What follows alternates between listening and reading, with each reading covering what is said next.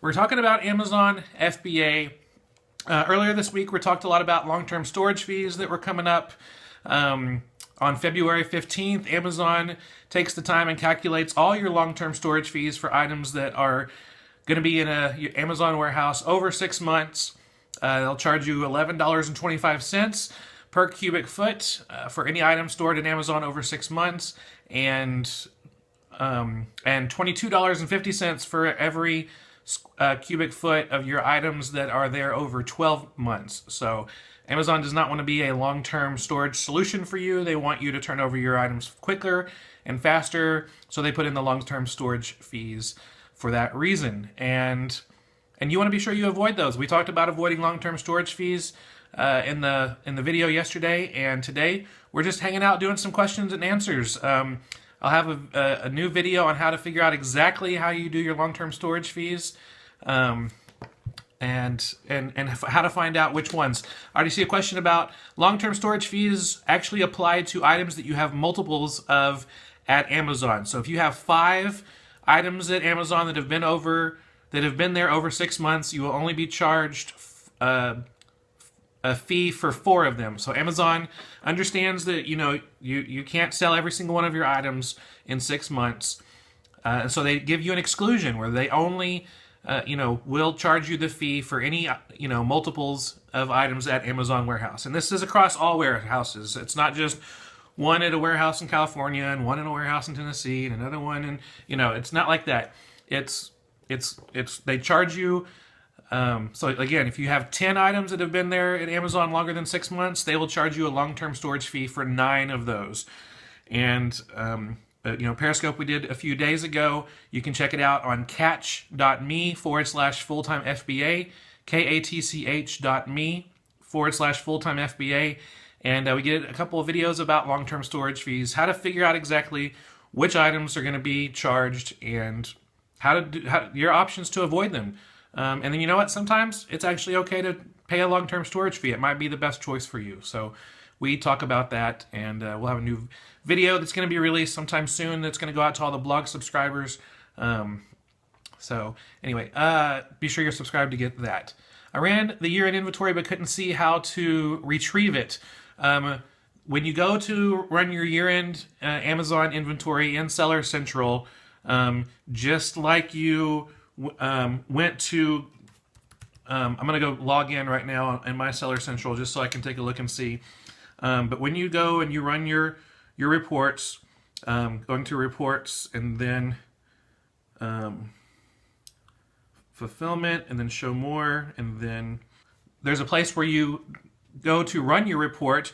On that same page, there's a place where you can download the report. So you first have to request the download, and then when the download is done, it will be on that same page. So you go back into Seller Central where you first ran the report, and the download should be ready for you to download. And when it downloads to wherever you usually have items downloaded. Some people have stuff downloaded to their desktop. Some people have stuff downloaded to their download folder. Some people have them downloaded to their documents or My Documents. So that's where you can retrieve it and then figure out how to best understand that to give to your CPA, so you can they can figure all that out. They understand what those numbers mean, and you can figure all that out that way. So what bookkeeping system and what inventory management system do you use, and why? Currently, we don't have we've used bookkeeping systems in the past. Right now, we have a CPA that takes care of all of our bookkeeping, and so we used to use there's a couple different programs that we've used in the past. I've used a program called it's called let me look it up so I can give you the right information. My laptop is right down here, so if you ever see me looking down, I'm looking at my laptop for that. But there was one called Andy Books, and it's a Mac program called Andy, A-N-D-Y, B-O-O-K-S. And every time I bought something, I logged it in, whether it was an expense, what the expense was, where I bought it at, all those type of things. And if I ever got a disbursement, I added that to it. And so I took my disbursements and my expenses and and figured all that out. So it's basically a really fancy Excel spreadsheet type of program. I mean, it doesn't use Excel, but it looks like a spreadsheet. So AndyBooks, we've used that for Mac. It's an app for MacBooks or iMacs. So for the not for a mobile device app. And then we've also used something called the online sales bookkeeping spreadsheet, and that one was really good because it was really good when we first started off because it helped us understand all the different aspects of what went into each item that was sold. I mean, it broke it down from how much the item cost to Amazon's fees, the shipping fees, the packing fees, the weight fees, all those type of things. So it was really good in the very beginning when I was only selling maybe 1 or 2 items a day, so I can really understand. So it's called the basic online sales spreadsheet, and so that's what we had used before. And to find out more about that, the basic Excel spreadsheet, you can go to fulltimefba.com/basic bookkeeping, basic-bookkeeping. And so the basic bookkeeping really helped us out a lot at the very beginning. But again, once you start selling, over 10 items a day, it starts to be a lot of work to do that. So then we transitioned into using AndyBooks. And then after that, we started selling, a lot more items per day. And so that's when we got to the point where we realized, we have enough capital coming in that we need to hire somebody to, to take care of all of our bookkeeping stuff. And it's been really good. Their CPA is great. And so I really encourage you to do that once you grow to that size. The next question they asked, and I see other questions coming in, be sure you copy those questions so that I can see them again later. The other question was, what inventory processing program do we use? We use Inventory Lab. You can go to fulltimefba.com/inventory lab to find out more about Inventory Lab, but we use it for entering in all of our items, choosing what price, choosing the condition, printing out labels one by one, because if you go through Amazon, you have to have a whole sheet of 30 labels, and you have to get it printed out from the printer, and then you have to go find the item. But with Inventory Lab, and I know we've also used in the past ScanPower that have been really good, but you can print out labels one by one. And so it's be like, oh, I have 5 of these items, I print 5 labels, and I stick them on there, and it's really good. So I've used both Inventory Lab and ScanPower. They're both really good. My thing is, the biggest difference for us was that ScanPower offered one charge for online processing and one charge for the scouting app. So there's 2 different charges, whereas Inventory Lab offered one price for the listing software, and it included the scouting app. So I didn't want to pay 2 different prices for listing and scouting. I wanted to pay one price, so it just became a better decision for us financially to do that. I saw another question earlier. Do we advertise? Yes, we do. We don't do it very often, but we do it. We do advertise and do sponsored ads through Amazon. Sometimes we'll pay 10 cents per click or 15 cents per click. When you're going through and figuring out how to do Amazon sponsored ads, they can kind of give you the average of what most people are offering to do advertisements. But we do this on a couple occasions.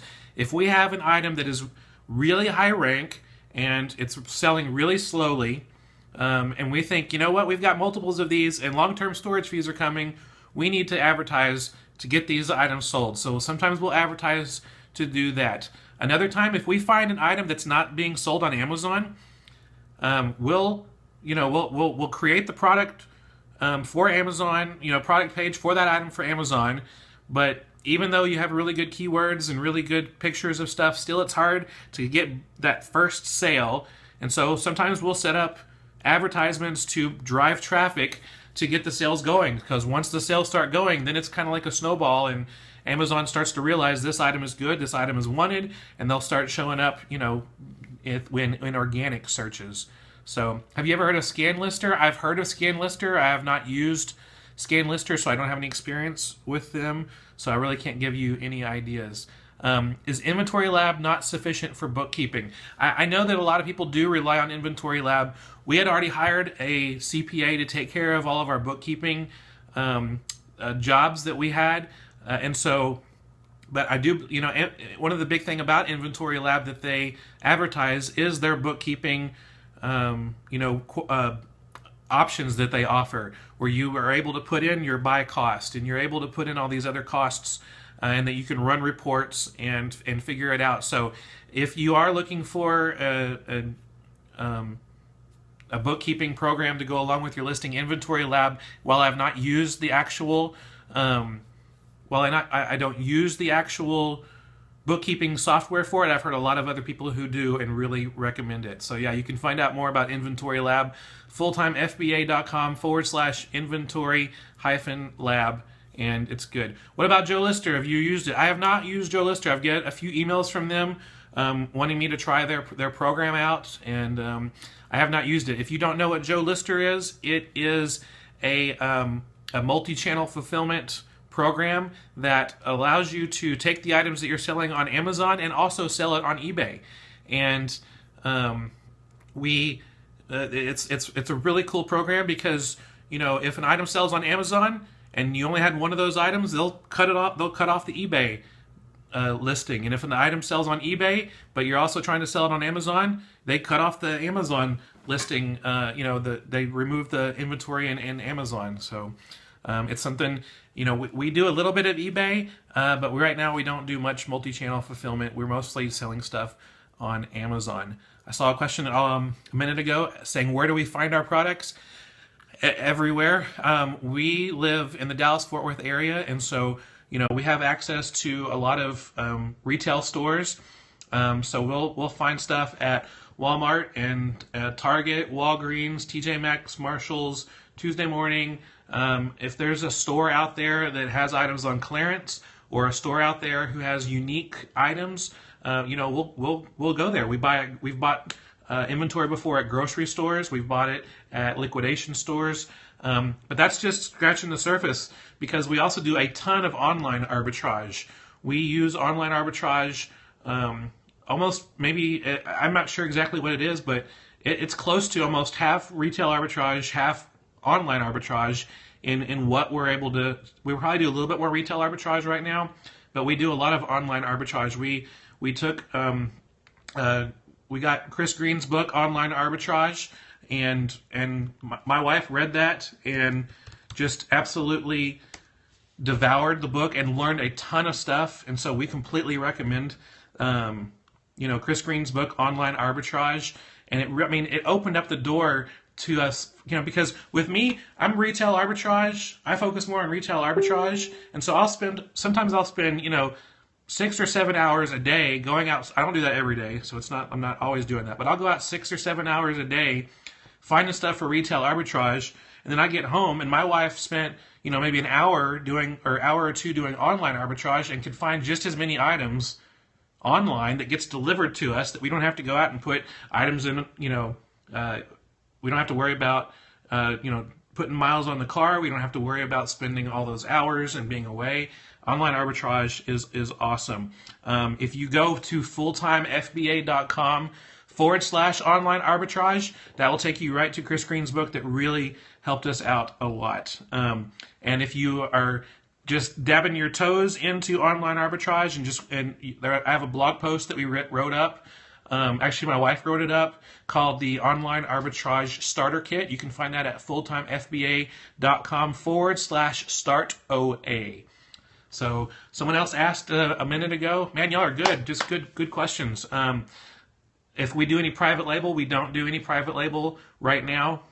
It might be something that we do in the future. Currently, we're focusing on learning wholesale. And I took December and January to go through some wholesale courses and to learn as much as possible about it. I've already reached out to some wholesale accounts, already got some replies from wholesalers, and now going to be going through the process of going through their catalogs to find stuff. So that's that. Someone asked a question about charging sales tax. Right now, we with the way we have business set up, we're not charging sales tax online because where we are right now, we're paying sales tax. We're not sourcing tax free right now, but so we're not doing that, and we are. But that's something that we'll be transitioning to soon, where we'll be charging sales tax online and then buying all of our inventory tax free. If you want more information about sales tax and the best practices for that, I don't want to give out any tax advice, so don't even take my suggestions for anything except this. Go to taxjar.com, TAXJAR.com. They have all the information about understanding sales tax and how to best do that. So where would be the best place to go if I'm in need of a coach for my first shipment? There's a lot of different coaches out there. I do coaching, hourly coaching that I can help walk you through your first shipment.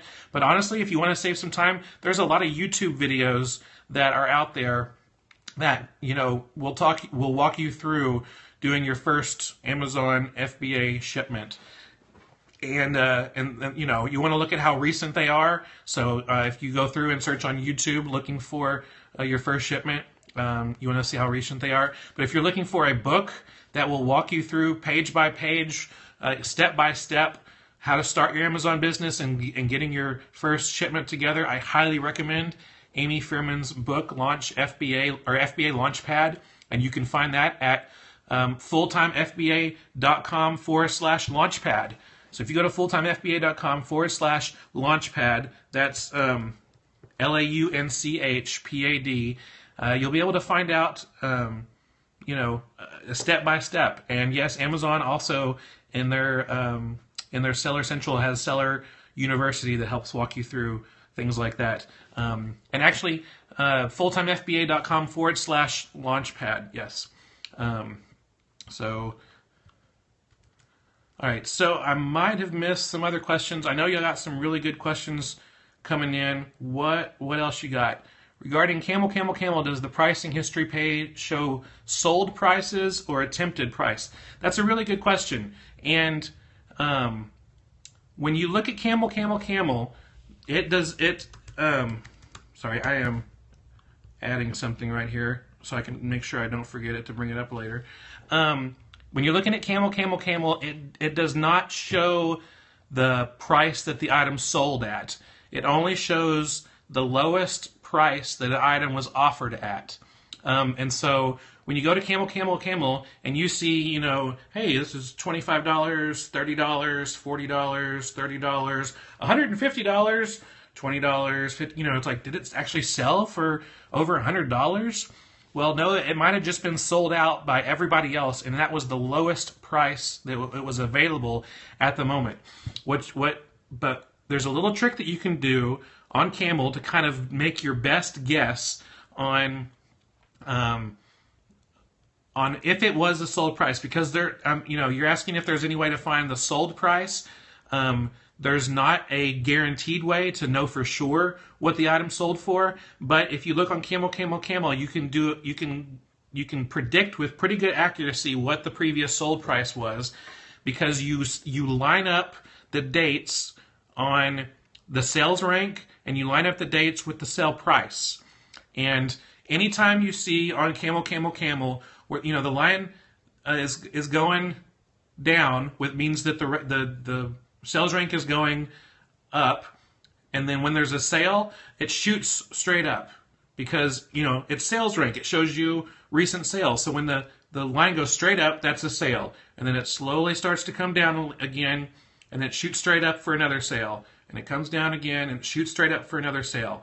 So what you can do is you can look at the dates, because on the bottom of the Camel graph are the dates that those sales occurred. And you can line that up with the price, and you can see what the lowest price was when that that item was sold. And so you can kind of guess what the prices were when it was sold. And when it shows you the price, it shows you the price the lowest price that's being offered on Amazon FBA, not including shipping. So if the lowest price was $20 plus $5 shipping, it'll show you that it sold at $20. But it also could have been sold at $20 with free shipping. So so you can look at that and be able to do your best guess to guess. But there is no program that guarantees and shows you what items sold for in the past. When do you use Camel before you buy an item or determine your listing price? And the answer is yes. I use them for both. There's sometimes when I'm scanning items, doing sourcing, when I don't look at Camel because the sales rank is just so good. If I'm sourcing something in toys and it's under 10,000 rank, I almost don't need to look at Camel because I know it's going to continue to sell. Toys that are under 10,000 in rank, they have to be under 10,000. Like, they have to sell a lot to be under 10,000 rank. And so sometimes I don't even look at Camel. But when an item is on the borderline, close to the line, like if I'm trying to stay in my rankings, if I'm trying to say under 5%, the top 5% in sales rank of categories, and say the top 5% is 150,000 in that category, and I find something that's 155,000 in that category, I might be like, and so it's 150,000, or it didn't sell for a year and it just sold yesterday and jumped from 8 million to 150,000. So that's when I look at Camel, when it's on the borderline of what my own personal sales rank guidelines parameters are. And so that's what I try to do. And then yes, I also look again when I'm pricing, because there's times where I'm thinking, you know what, I think the price is actually going to go up. Maybe Q4 is coming. Then I'll look and see what the price is probably going to be next week, and I'll make a good guess and maybe price it more than I would price it if I thought that that it would sit in the warehouse for a few weeks. So for the most part, anytime you look at a Camel graph and it spikes straight up, then you can kind of guess that is a sale, and it's not always guaranteed. Camel's not a perfect program, but it's one that shows you. It shows it does their best. So let me show you real quickly, a camel. And all right, this is a camel graph, and over here you can almost guess. So the sales rank is about 80,000 or so. This straight up means a sale. Straight up again means a sale. It's not selling, so it goes down. There's another sale, another sale, another sale. It's not selling, so it goes up. Here's a sale, go straight up. Another sale, straight up. So you could, I'm showing in the date range of 1 month, so you can guess with pretty good accuracy that there's 1, 2, 3, 4, 5, 6, 7, 8, 9, 10, 11, 12, 13, 14, maybe 15 sales this month. Item. And yes, if you are looking for some videos about Camel, and Keepa, stay tuned. Be sure you're subscribed to the blog, fulltimefba.com. We are working on some Camel tutorials. We're going to be doing some stuff coming up soon. So be sure you're subscribed at fulltimefba.com to be sure you don't miss out on all of that. And I just saw a question about wholesale. We're learning wholesale right now, and once we become more confident in our wholesale practices, we'll start blogging and teaching about wholesale, because that's what we're going through next. And we don't want to just kind of talk to you and tell you what we're doing without knowing the kind of results we're going to get. We want to make sure we teach the right stuff. So we're learning it right now. Once we start to get a hang of it, we will add it to all the stuff that we're talking about on Full-Time FBA. So that's that. I think we got VA. Do you use one? We do not currently use a VA. We have hired somebody who has helped us out by packing, and is going to start helping us out do some sourcing. So we've got someone who comes in and helps and does like the poly bagging, destickering, things like that. A part of that processing, inventory processing. And they're also going to start doing some sourcing soon. So we have hired out to free up some time, but we don't have a VA. We're actually looking forward to Amy Fearman's course. It's going to be coming out later this month about finding and hiring and training a VA. So we plan on going through her course and learning how to do that and applying it. So that's something that we're looking into. How much bundling do you do? We actually don't do a whole lot of bundling right now. Most of the things, almost all the things that we have that we're selling, we are just sending it in as an individual item. And I think we've bundled a few things in the past, mostly towards Q4. Like we've bundled Barbies together that were all part of a series, and we've bundled some other things. But for the most part, we've found that the time and energy it takes to go through and bundling, we're just not there to do that yet. We're still looking for ways to outsource our time. So maybe bundling is something we'd look into after we hire a VA to take care of our back end, Seller Central stuff, taking care of refunds and all those things. Because we're doing that right now ourselves, but once we free up our time, then maybe we can start adding bundles to that. Do you use a resale certificate at Walmart.com? We actually just got our resale certificate recently for sales tax exemption, and so that's something we're going to be setting up. It's really easy. You just go up to the customer service, show them your resale certificate. They give you a little Walmart card that you show to the cashier every time you go, and they take the sales tax out yet. But we wanted to make sure that we're set up for sales tax, for charging sales tax on Amazon before we go out and start buying stuff tax-free. So that is that. Let's see, how would you summarize your sourcing? OA, garage sales, thrifting, etc. At the very beginning of our business, we focused all garage sales and thrifting with a little bit of RA. We've kind of left garage sales and thrift stores behind and focused more on retail arbitrage and online arbitrage. And then now we're starting to cut back on retail arbitrage and focus more on online arbitrage and wholesale. And so that's kind of what we've done, and it's just kind of the evolution of what we've learned, what works best for us. Everyone is is different with what they do, and what works best for them and their situation. Some people are close to a large town and they're able to do a lot more retail arbitrage.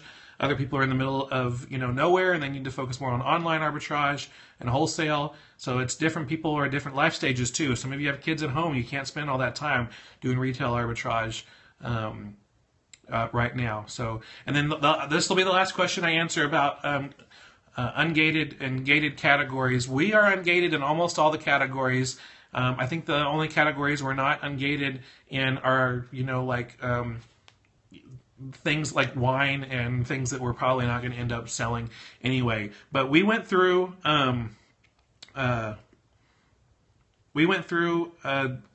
Jessica LaRue, the Selling Families category approval program to get ungated, and you can find out more about that at fulltimefba.com/category approval. And they've got a program that they helped us get ungated in shoes, and I just sent in a huge box of shoes today, and I wouldn't be able to do that without them. We didn't have the time to figure it all out, but what the service was really great was it walked us through everything step by step. It helped help us understand what the flat files looked like and what to do, and helped us not just do it for us. You don't want to pay a service that does everything for you, because you need to understand. You need to have the knowledge of what you're doing. Because if you just pay a service to do it for you, then you're going to miss out and probably make some mistakes when you're actually selling in that category. So category approval, fulltimefba.com/category approval really helped us out and teaching us how to understand it. And Jessica LaRue and the Selling Family is awesome. I really highly recommend them. So thank you so much. I want to say thank you. I don't know if I've ever done this actually on the video. I want to say thank you to my wife. She is awesome, does an amazing job typing in the links, typing in the questions that might have been missed, typing in some of the points that I have throughout the thing. My wife is awesome, and I love doing this with her, and I'm really thankful that we get to do this together. But that's all we have for today. I really appreciate you watching this video, and if you liked it, we'd appreciate you clicking on the thumbs up below. And if you want to make sure you don't miss out on any future videos, be sure you click subscribe so that you're notified when the new videos are ready. If you have a comment or a question, leave that below too. We do our best to reply to them as soon as we can. If you have a question, taking things maybe deeper, if you didn't understand anything, ask us a question and we'll help you out when we can. Or if you want to take things deeper and talk even more or add to the discussion, leave a comment below. I'd love to hear your thoughts. And if you want to learn more about me and our website, go to fulltimefba.com. We give out free PDFs, free helps, free blog posts, videos, more stuff to help you take your Amazon business to the next level. And if you're looking for any links that we talked about during this video, you can find those in the description below. So I look forward to seeing you on the next video. I will see you soon. I hope you have a great day. Bye.